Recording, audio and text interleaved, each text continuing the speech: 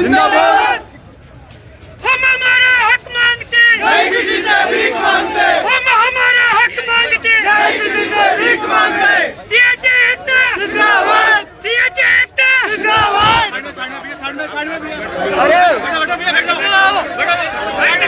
ये दिखाना चाहते हैं गहलोत जी, राजस्थान का युवा आज सड़कों पर है। यहाँ पर नारायण बेनीवाल जी पहुंचे हैं, क्योंकि नारायण बेनीवाल जी समर्थन करने पहुंचे हैं यहाँ पर। गहलोत जी, राजस्थान के किस तरह हालात हो चुके हैं, युवा के लिए रोजगार नहीं है। आज जयपुर के शहीद स्मारक पर आरएलपी के विधायक पहुंचे हैं यहाँ पर युवाओं के साथ। युवा आज खून के आंसू रो रहा है, देख लीजिए आप भैया।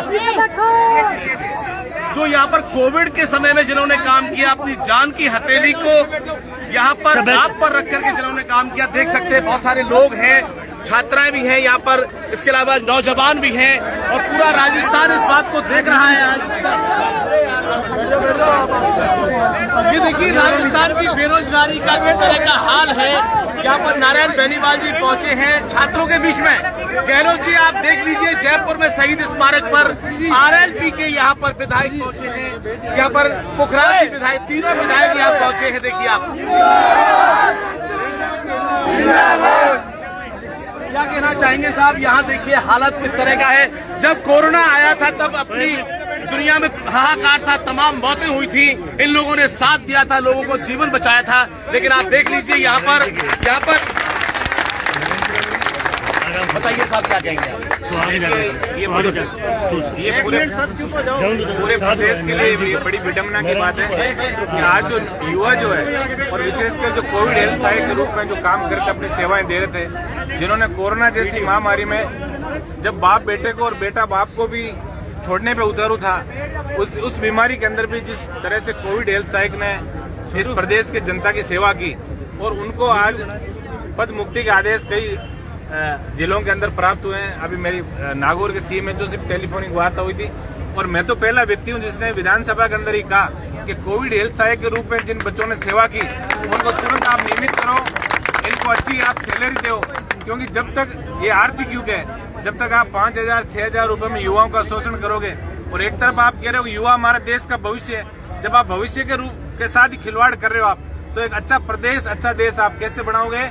मैं आपके चैनल के माध्यम से भी माननीय मुख्यमंत्री जी से भी मांग कर रहा हूँ कि आप हमेशा विधानसभा के अंदर संवेदनशीलता की बड़ी बड़ी बातें करते हो, तो अब आप असंवेदनशील कैसे हो गए? हमें पता है कि आज आपकी सरकार बेसाखियों पे है, आप सिर्फ अपनी सरकार को बचाने की चिंता रखते हो।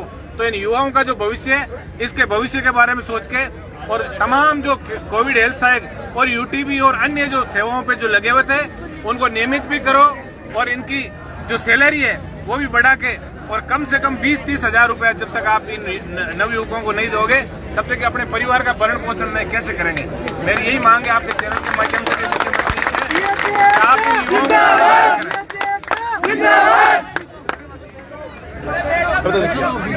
इधर देखिए आप, सीधी तस्वीरें आपके सामने हैं। यहाँ पर जो तस्वीर है, राजस्थान का युवा यहाँ पर बैठा हुआ है। मैं गहलोत जी आपको कहना चाहता हूँ, आपकी सरकार बैसाखियों के सहारे चल रही है। आप युवा को जयपुर की जमीन पर ले आए हैं। बेरोजगार युवा है जिसने कोविड के अंदर अपनी जान की हथेली को अपने पास रखकर अपनी जान की परवाह नहीं करते हुए काम किया। आरएलपी के विधायक हमारे पहुंचे हैं, आपकी सरकार का कोई मंत्री नहीं पहुंचा है। मैं ऐसी सरकार को कहना चाहता हूं, उसकी घोर निंदा करना चाहता हूं। इसके अलावा मैं यहाँ शहीद स्मारक पर यह भी कहना चाहता हूं, अमराराम भी यहाँ पर पिछले 11 मार्च से पड़े हुए हैं। कल आपके वार्ताकार महेश जोशी भी यहाँ पर आए थे। मैं कहना चाहता हूँ आपकी सरकार बैसाखियों पर है, राजस्थान का युवा त्रस्त है। आज युवा ने जब पृथ्वी कंपनित थी, कोरोना से लाखें मौतें हो रही थी, तब यही लोग थे। बताइए क्या क्या मांग करना चाहते हैं? बताइए आप, सीधा राजघराना न्यूज चैनल पर है, आप बताइए, आप बताइए, आप घुमाइए, चारों तरफ घुमाइए। मैं ये बोलना चाहती हूँ, सभी एजुकेटेड पर्सन है जिनको आज पेमेंट दिया जा रहा है, मजदूरों से भी नीचे, सभी सीएचओ को आज रोड पे लाके खड़ा कर दिया है। हमको परमानेंट करो, हर 3 महीने का एक्सटेंशन देके हमको चुप करा दिया जाता है, हमारी मांगों को दबा दिया जाता है। हमें परमानेंट करो, स्थायीकरण लो, एनएचएम में लो, सम्मानजनक सैलरी दिलवाओ। मजदूरों की तनख्वाह में हमें काम नहीं करना। हम 10वीं 12वीं पास नहीं है, जीएनएम, बीएससी, एमएससी और पीएचडी नर्सिंग तक यहाँ पे बैठे हुए हैं।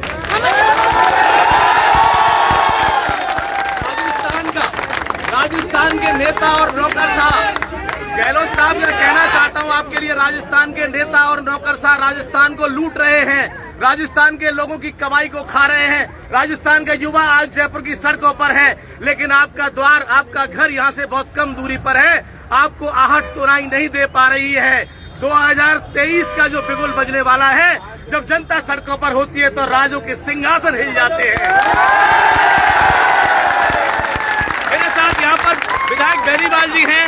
बेनीवाल जी आइए, आप इधर आइए। आप हम हमारा हक मांगते नहीं, किसी से भीख मांगते। हम हमारा हक मांगते नहीं, किसी से भीख मांगते। ये देख सकते हैं आप, राजस्थान का युवा के ऊपर देश का भविष्य है। युवा ही कर्णधार है इस देश का। लेकिन आप देख सकते हैं किस तरह का यहाँ पर अराजकता है। राजस्थान में सरकार बड़े बड़े वादे करती है, किसानों का कर्ज माफ करेंगे, युवाओं को रोजगार देंगे, लेकिन ये सब लीपा पोती के वादे हैं। सरकार झूठ के बुलंदों पर चल रही है। मैं बात करना चाहूंगा, यहाँ पर पुखराज जी विधायक हैं आरएलपी के, बताइए क्या कहेंगे सब।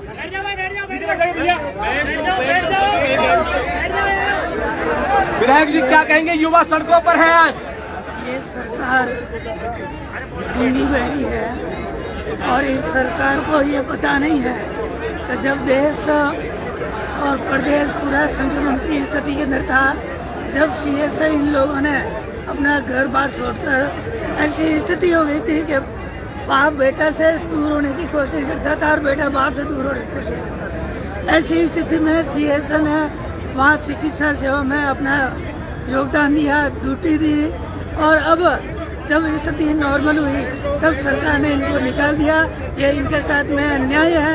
मैं आपके इस चैनल के माध्यम से माननीय मुख्यमंत्री जी से मांग करना चाहूँगा कि इनको तुरंत वापस ड्यूटी पे लें और इनका भत्ता बढ़ाकर 25-30 हजार किया जाए ताकि इन लोगों को सही रोजगार मिल सके। मैं पूछना चाहता हूं, यहाँ पर विधायक नारायण बेनीवाल जी हैं। राजस्थान में बलात्कार की घटनाएं हो रही हैं। राजस्थान में डॉक्टर फांसी लगा के आत्महत्या कर रहे हैं। राजस्थान का युवा आज दर दर की ठोकर खा रहा है। गहलोत, आप क्या कर रहे हैं? मुझे लगता है कि आने वाले समय में, वैसे तो आपकी सरकार वैसाखियों पर चल रही है, आप सत्ता के इतने भूखे हैं कि सत्ता से चिपके हुए राजस्थान की जनता को आपने बेदखल कर दिया है। आप मुख्यमंत्री की कुर्सी पर रहने लायक ही नहीं है। मैं आपको कहना चाहता हूँ, विधायक साहब बताइए, राजस्थान का हालात देख लीजिए। जयपुर की सड़कों पर हजारों युवा हैं, क्या कहना चाहेंगे सरकार के लिए? देखिए, ये पूरे प्रदेश के लिए दुर्भाग्य की बात ही कहूंगा मैं इसको, कि कोरोना जैसी महामारी में जब एक व्यक्ति दूसरे व्यक्ति से डरता था, उस टाइम भी कोविड हेल्थ सहायक और चिकित्सा व्यवस्था से जुड़े UTB और अन्य जो कार्मिक थे, इन लोगों ने अपने जान की परवाह किए बगैर जनता की सेवा की। इसका प्रतिफल इनको ये मिला कि रात को ही इनको ये आदेश दे दिया कि इनको पद मुक्त किया जाता है। हमने कल भी हमारे सुप्रीमो यहाँ आए थे, उस सामने जो धरना चल रहा था उस पर विस्तार से बात भी किए, और मैं तमाम मेरे छोटे भाइयों को आश्वस्त भी करना चाहता हूँ कि आप एक चीज का ध्यान रखना, आंदोलन जो है, आंदोलन के कुछ नियम होते हैं, अपने को अनुशासित तरीके से आंदोलन करके और इस गूंगी बहरी सरकार को जगाना है। कानून को अपने हाथ में नहीं लेना है। हम तन मन धन से, हम छोटे भाइयों के साथ हैं। आपको जब तक न्याय नहीं मिलेगा, इस प्रदेश की सरकार ईंट से ईंट बजा देंगे, ये हम आपको भरोसा दिला के देना चाहते हैं। हम तो ये चाहते हैं कि जो कोविड हेल्थ सहायक है, इनकी सैलरी भी बढ़े, क्योंकि आज इस महंगाई के जमाने में 6-7 हजार से कुछ नहीं होता। जब आप एक तरफ लाखों करोड़ों रुपए आयोजनों पे खर्च कर रहे हो, तो 25-30 हजार के जो वो हो जाएगा।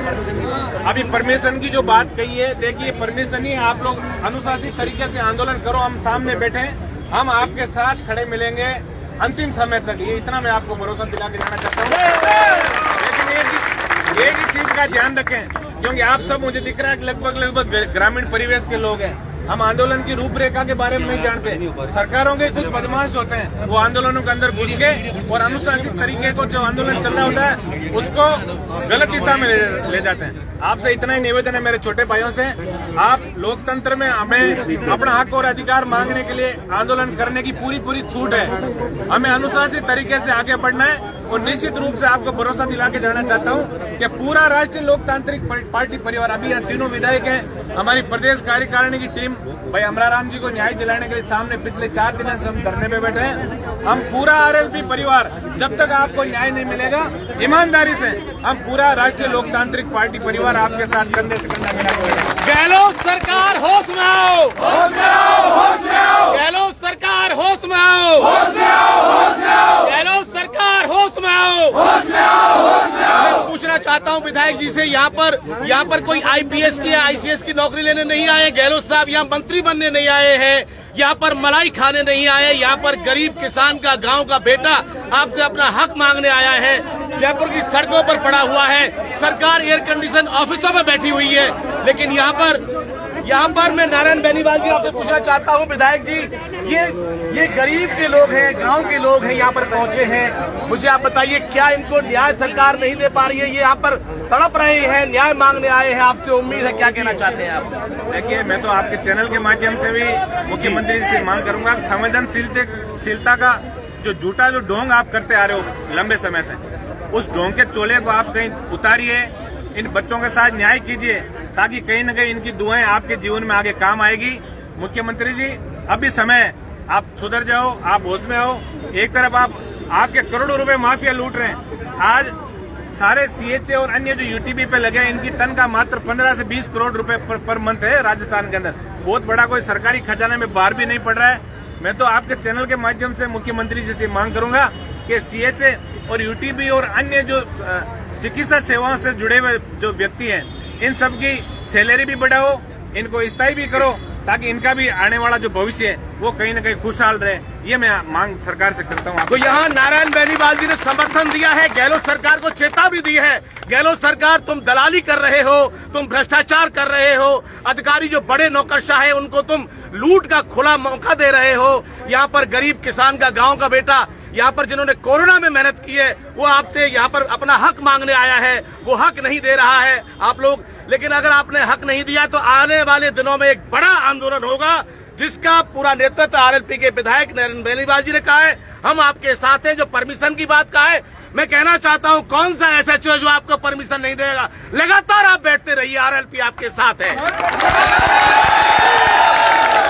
देखते हैं कौन परमिशन देता है, कौन नहीं देता है। हम लोग भी यहाँ अमराराम के साथ धरने पर बैठे हैं। अगर किसी में हिम्मत है तो आपको हटा के देखे यहाँ पर।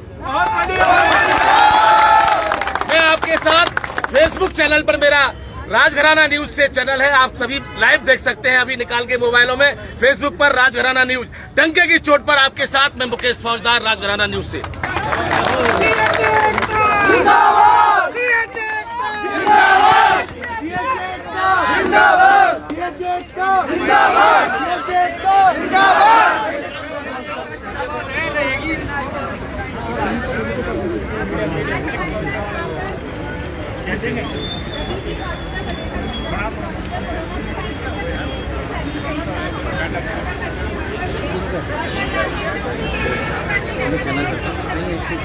हमारे इनका ये रोजगार चला गया ना, क्योंकि ये नौबत है घर के ना घाट 60 तक की नौबत आ जाएगी।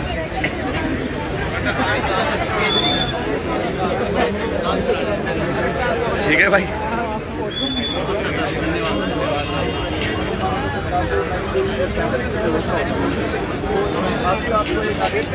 चलो भाई, चलो, पटना भी है। यहाँ तो हमको काम कलेंड दी गई।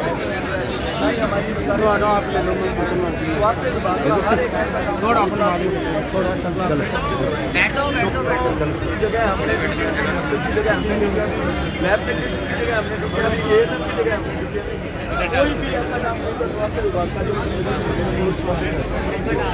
हमारे जो कार्यकाल था वो 1 जुलाई तक का था। हमारे कार्य को देखते हुए सरकार ने अपनी मजबूरी को देखते हुए हमारा कार्यकाल निरंतर 2 से 3 महीने का बढ़ाया और कार्यकाल बढ़ाते बढ़ाते मार्च 2022 अब अचानक से